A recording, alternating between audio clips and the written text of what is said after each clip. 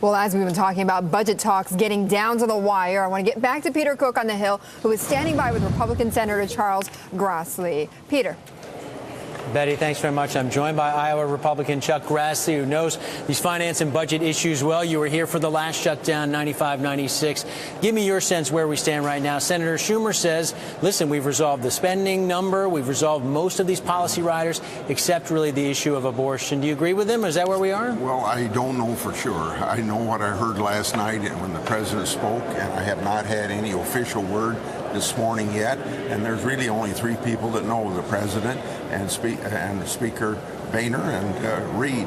But the important thing is not just to dollars. The whole thing here is to get the economy under control and to create jobs, because you know that when you have these big budget deficits, it's a worry to the private sector where we expect jobs to be created. So we want to get a healthy fiscal environment in Washington so that we can get private sectors to hire people. Let me get you to respond, if I could, just to what one thing Senator Schumer told us. Again, he indicated that the stumbling block here is the abortion issue. Is this funding for Title X that would ultimately go to places like Planned Parenthood?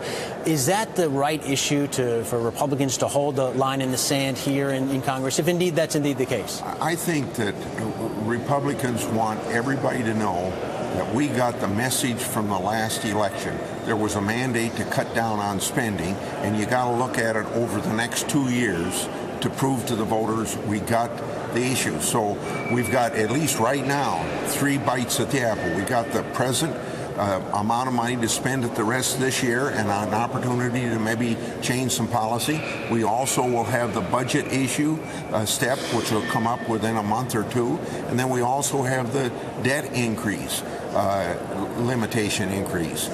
So we've got 3 bites at the apple in the next 3 months to accomplish a lot of policy changes we are. And I don't want to say it's wrong to go after the Title X issue and get that solved now, but there's dozens of issues out there that we want to change things here in Washington. We are going to change things here in Washington, but we got to look at it that we've got more than one opportunity to do it.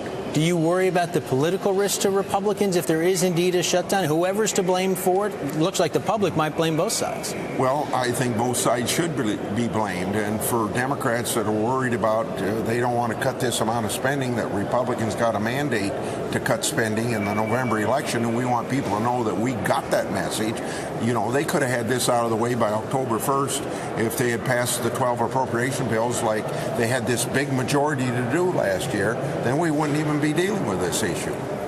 What about the debt limit vote to come? For a lot of our audience, they see this fight over spending. They assume that everyone here will ultimately resolve this, but they do worry about the debt ceiling vote. You serve on the Finance Committee. You know the importance of this issue to investors, to markets out there. How's that going to get resolved? Well, the United States can't default. We've got to continue operating and to be able to borrow, and the less borrowing the better, and this budget battle is all about less borrowing. We're borrowing 42 cents out of every dollar we spend right now. We've got to get that down. We've got to get to a balanced budget. So I would see the leverage that we can get from the administration and from the Democrat leader of the Senate, that if we get the debt increase through, we ought to have promises to get a constitutional amendment requiring a balanced budget. We ought to be able to get some leverage for automatic cuts if Congress exceeds the budget authority and things like that can long range, because we're not talking just about the next 6 months.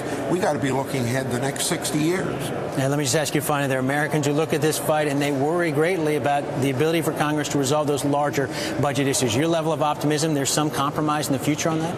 Well, there's got to be, because if we want to get out of this recession we're in, and 8.8% unemployment is a recession, if we want to create jobs, we've got to have policies here in Washington that are tax-wise, trade-wise, fiscal-wise, monetary-wise, that are sound, that gives confidence to the private sector and the private business people that they'll hire. All right, Senator Chuck Grassley of Iowa, appreciate the time. Thanks very much. Betty, a Republican perspective on the budget battle continuing here in Washington.